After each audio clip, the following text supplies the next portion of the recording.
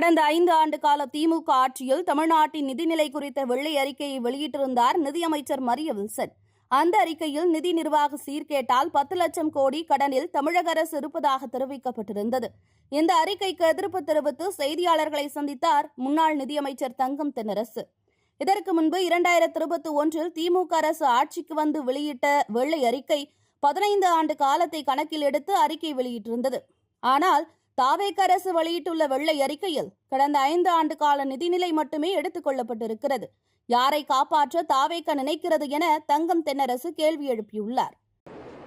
இந்த வெள்ளை அறிக்கை என்பது உண்மையிலேயே நிதிநிலை அறிக்கைகளை பற்றி, நிதி நிர்வாகத்தை குறித்து, நிதிநிலையினுடைய புள்ளி விவரங்களை குறித்ததாக இல்லாமல் இந்த வெள்ளை அறிக்கை என்பது ஒரு வெற்று அறிக்கை என்றும், இந்த வெள்ளை அறிக்கையுடைய உண்மையான நோக்கம்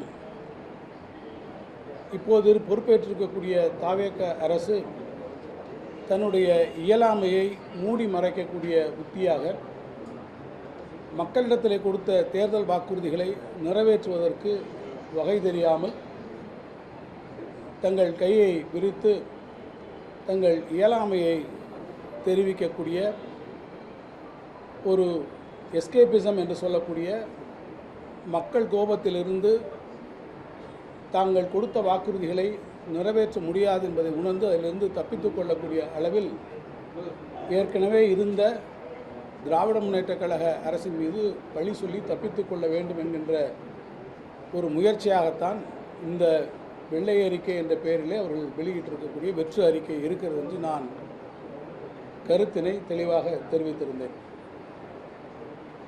உதாரணமாக பார்க்க வேண்டும் என்று சொன்னால், இந்த வெள்ளை அறிக்கை கொடுப்பது என்பது ஏதோ தமிழ்நாட்டிலே நிதிநிலை விவகாரத்தில் இது முதன்முறை அல்ல.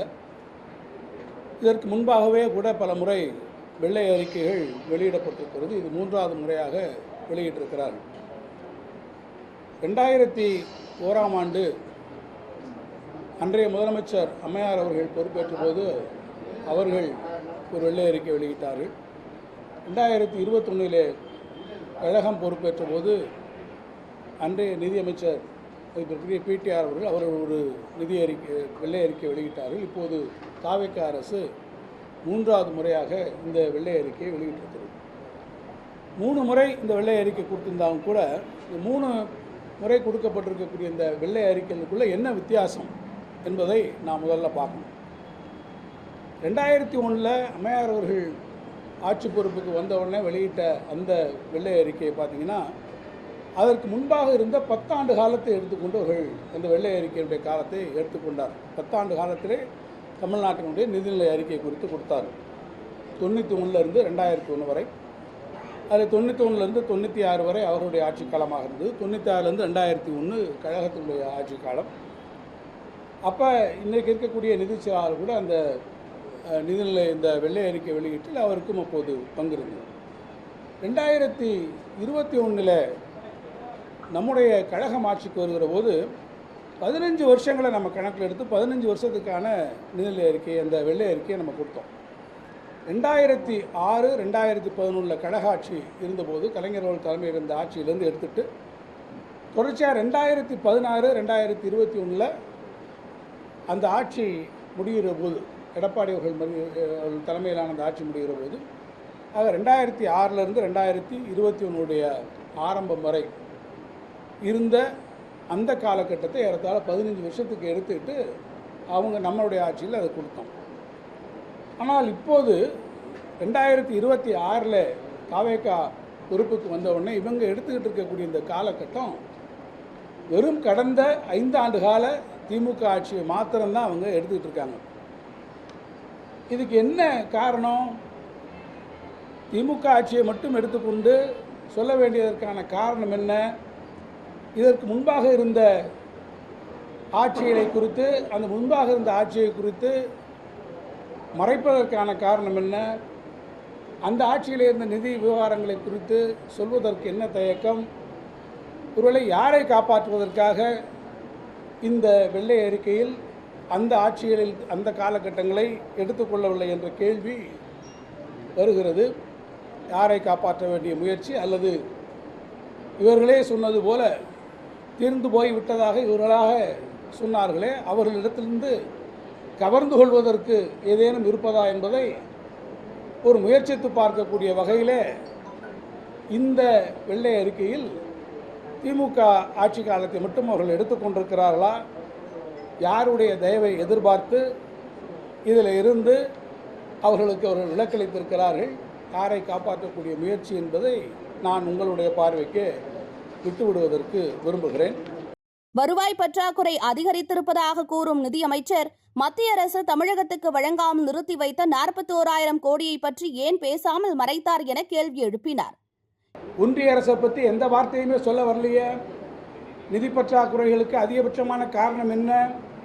கடந்த ஆண்டிலே வரக்கூடிய வருவாய் பற்றாக்குறைகளுக்கு மிக முக்கியமான காரணமாக என்ன இருந்தது? ஜிஎஸ்டி ரேட் ரேஷனலைசேஷன் பண்ணாங்களே, அதனுடைய தாக்கம் என்ன?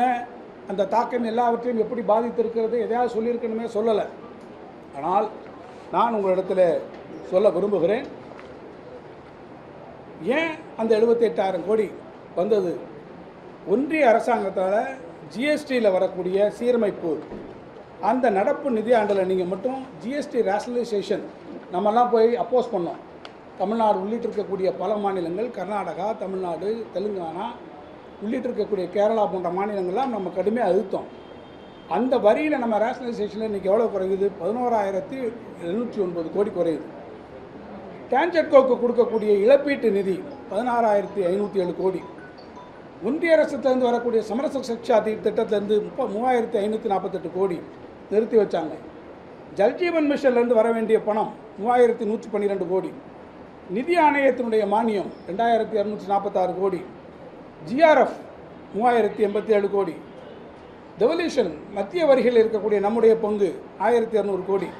ஆக ஒட்டுமொத்தமாக இதில் மட்டும் நமக்கு 41,411 கோடி ரூபாய் நமக்கு கடந்த ஆண்டில் நீங்கள் பார்த்த ஒன்றிய அரசினுடைய சவால்களின் காரணமாக அவர் கொடுத்திருக்கக்கூடிய நிதி குறைப்பின் காரணமாக ஒரு மிகப்பெரிய இழப்பு நமக்கு ஏற்பட்டிருக்கு. இதை பற்றி எங்கேயாவது அவங்க சொல்லியிருக்காங்களான்னா அவங்க அதை கன்வீனியன்ட்டாக விட்டு விட்டார்கள். இவ்வளவு கடனுக்கு மத்தியிலும் திமுக கொடுத்த வாக்குறுதிகளை நிறைவேற்றி இருக்கிறது. ஆனால் தாவேக அரசு புதிய திட்டங்களை கொண்டு வர முடியாது என்று தங்கள் இயலாமையை கூறுவதற்கு நிதிநிலையை ஒரு காரணமாக காட்டி தப்பிக்க பார்க்கிறது என்றார்.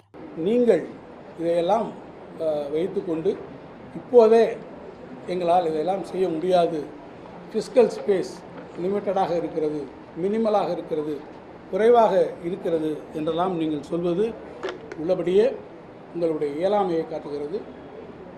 இந்த திட்டங்களை நிறைவேற்றுவதை நாங்கள் நிறைவேற்ற இயலாத சூழ்நிலையில் இருக்கிறோம் என்பதை மக்களுக்கு சொல்வதற்காக நீங்கள் இந்த வெள்ளை அறிக்கையை இன்றைக்கு வெளியிட்டிருக்கிறீர்கள். இதில் அவர்கள் சொல்லியிருக்கிறார்கள், இங்கே லீக்கேஜ் அங்கே லீக்கேஜ் எல்லாம் ஓப்பன் சீக்ரெட் என்று. இப்போது ரெண்டு கையையும் விரித்து விட்டார்கள். அவர் 2 கையையும் இப்போது விரித்திருப்பது தான், இதுதான் wide open secret of the government. அவர்களுடைய இயலாமை தான் wide open secret of the government என்று சொல்லி அமைக்கிறேன். தாவேக அரசுக்கு சவாலும் விடுத்திருக்கிறார் தங்கம் தென்னரசு. ஒருவேளை 5 ஆண்டுகள் ஆட்சியை தாவேக அரசு நிறைவு செய்யும் பட்சத்தில் அப்போது கடன் ரூபாய் 20 லட்சம் கோடியாக இருக்கும். திமுக ஆட்சியில் வாங்கியதை விட ஆண்டு சராசரி கடன் அதிகமாக வாங்காமல் அதே நேரம் தாவேக கொடுத்த வாக்குறுதிகளை நிறைவேற்றி காட்டினால் நான் விலகுகிறேன் என்று சவால் விட்டிருக்கிறார். இன்னும் கூட சொல்லுவேன், இந்த செய்தியாளர் சந்திப்பிலே நான் ஒரு சவாலாக சொல்லுகிறேன். தாவேக ஆட்சி 5 வருடங்களை ஒருவேளை அவர்கள் நிறைவு செய்து அவர்கள் அடுத்த தேர்தலை அவர்கள் சந்திப்பார்கள் சொன்னால், தாவேக ஆட்சியினுடைய அந்த 5 ஆண்டு கால இறுதியில் அவர்களுடைய கடன் 20 லட்சம் கோடியாக நிச்சயமாக உயரும். இதை நான் ஒரு சவாலாக உங்களிடத்தில் தெரிவிக்க விரும்புகிறேன். அதை அவர்களால் யாராலும் தவிர்க்க முடியாது என்பதையும் நான் திட்டவட்டமாக தெரிவிக்கிறேன். இன்னொன்றையும் கூட சொல்லுகிறேன், பக்கமாக எழுதி கடன் வாங்கிவிட்டார்கள் என்று சொல்லுகிறார்களே, நான் இந்த அரசை நோக்கி, இந்த நிதி அமைச்சகத்தை நோக்கி நான் ஒரு சவாலாக சொல்லுகிறேன். திராவிட முன்னேற்ற கழக ஆட்சி கடந்த 5 ஆண்டுகளில் நாங்கள் ஒவ்வொரு ஆண்டும் வாங்கியிருக்கக்கூடிய சராசரி கடனை விட, ஒவ்வொரு ஆண்டிலும் நாங்கள் வாங்கியிருக்கக்கூடிய சராசரி கடனை விட நீங்கள் உங்களுடைய ஆட்சியில் அந்த நீங்கள் வாங்கக்கூடிய கடனை நீங்கள் குறைத்து வாங்கினோம் என்று நீங்கள் நிரூபித்து விடுங்கள். நான் என்னுடைய பொறுப்பிலிருந்து நான் விலகிக் கொள்கிறேன். நான் சவாலாக சொல்கிறேன், நாங்கள் வாங்கியிருக்க கடனை விட நீங்கள் குறைத்து நாங்கள் உங்களுடைய ஆட்சி காலத்தில் 5 ஆண்டு காலங்களில் நாங்கள் வாங்கியிருக்கக்கூடிய சராசரி கடனை விட ஒவ்வொரு ஆண்டிலாவது நாங்கள் கடனை குறைத்து வாங்கினோம்.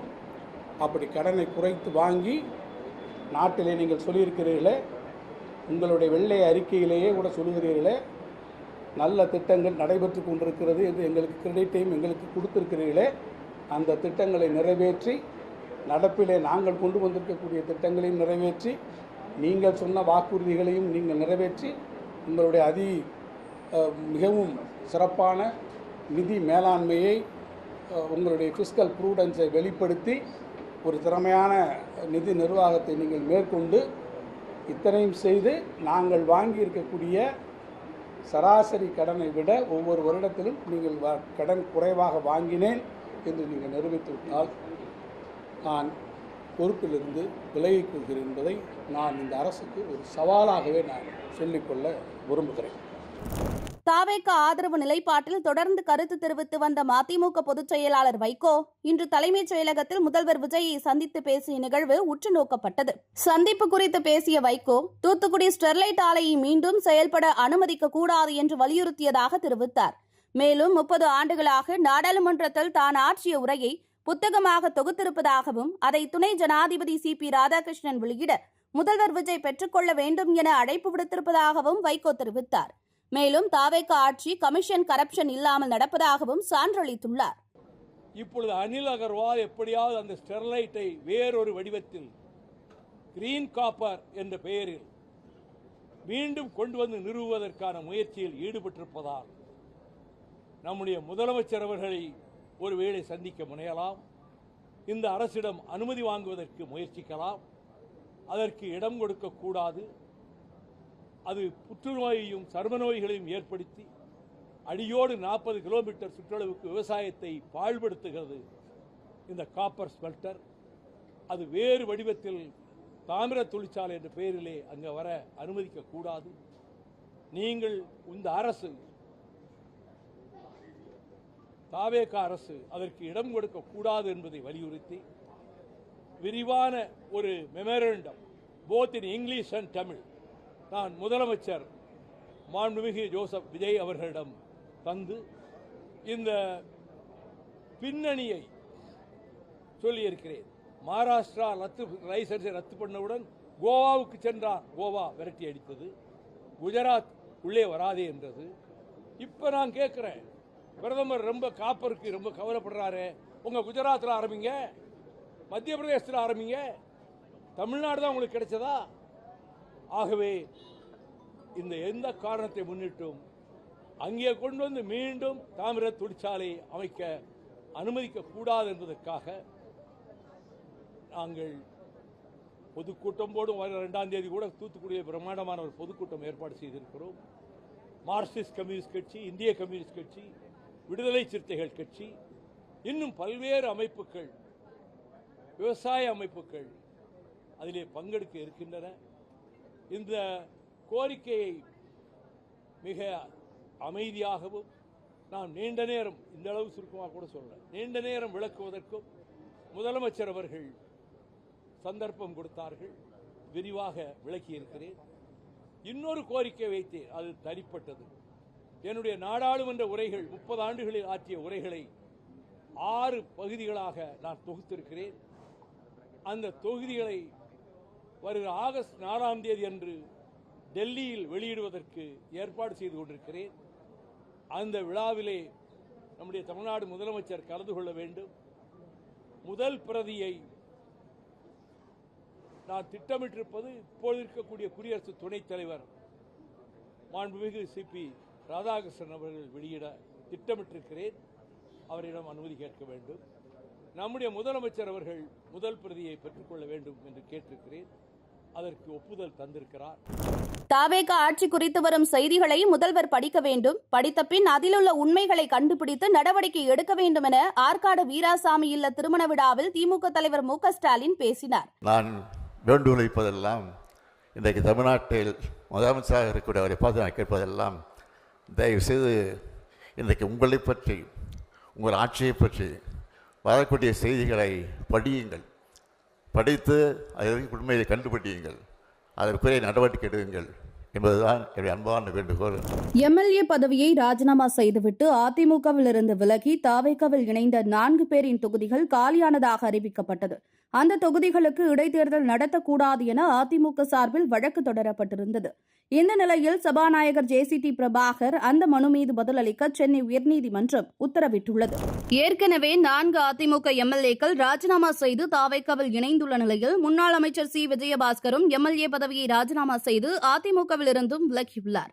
அதிமுக எம்எல்ஏக்களை சோபா கொடுத்து விலைக்கு வாங்குவதாக தொடர்ந்து விமர்சிக்கும் எதிர்க்கட்சித் தலைவர் உதயநிதி ஸ்டாலின் விஜயபாஸ்கர் விலகலை விமர்சிக்கும் வகையில் கேலி சித்திரம் ஒன்றை பகிர்ந்திருக்கிறார். அதில் 4 சீட் இருந்த சோபா 5 சீட்டாக மாறியதாக குறிப்பிடப்பட்டிருந்தது. பெரம்பூர் தொகுதியில் முதல்வர் விஜய் வெற்றி பெற்றதை எதிர்த்து சென்னை உயர்நீதிமன்றத்தில் வழக்கு தாக்கல் செய்துள்ளார் திமுக வேட்பாளர் RT சேகர். மேலும் வாக்காளர்கள் இருவரும் விஜய் வெற்றிக்கு எதிராக வழக்கு தாக்கல் செய்துள்ளனர். மேலும் வில்லிவாக்கத்தில் அமைச்சர் ஆதவ் அர்ஜுனா, RK நகரில் அமைச்சர் மரிய வில்சன், திருவெரும்பூர் நவல்பட்டு விஜி உட்பட தேர்தல் வெற்றியை எதிர்த்து இன்று மட்டும் 16 வழக்குகள் தாக்கல் செய்யப்பட்டுள்ளன. எழுத்துத் தேர்வு இல்லாமல் நேரடி நியமனம் என்று பரப்பப்படும் டான் டிரான்ஸ்கோ ஆட்சேர்ப்பு குறித்து பரவும் அறிவிப்பு முற்றிலும் போலியானது மற்றும் மோசடியானது என தமிழ்நாடு மின் உற்பத்தி மற்றும் பகிர்மான கழகம் அறிவித்துள்ளது. இத்தகைய எந்தவொரு விளம்பரத்தையும் டான் டிரான்ஸ்கோ வெளியிடவில்லை என்றும், தகுதியான மற்றும் உண்மையான வேலைவாய்ப்பு அறிவிப்புகள் அனைத்தும் அதிகாரப்பூர்வ இணையதளமான tnpdcl.org பக்கத்தில் மட்டுமே வெளியிடப்படும் என்றும் தெரிவித்துள்ளது. பொதுமக்கள் யாரும் இதுபோன்ற போலி வேலைவாய்ப்பு அறிவிப்புகளை நம்பி ஏமாறவோ அல்லது பணம் செலுத்தவோ வேண்டாம் என்றும் அறிவுறுத்தப்பட்டுள்ளது. தனியார் பள்ளிகளுக்கான தொடர் அங்கீகாரம் வழங்குவதில் தாவேக அரசு துரிதமாக செயல்பட்டிருப்பதாக தமிழ்நாடு தனியார் பள்ளிகள் கூட்டமைப்பினர் தெரிவித்துள்ளனர். மேலும் CBSE பள்ளிகள் தொடங்குவதற்கான NOC பெறுவதற்கு இதற்கு முன்பு 25 லட்சம் செலவு செய்ய வேண்டியிருக்கும்.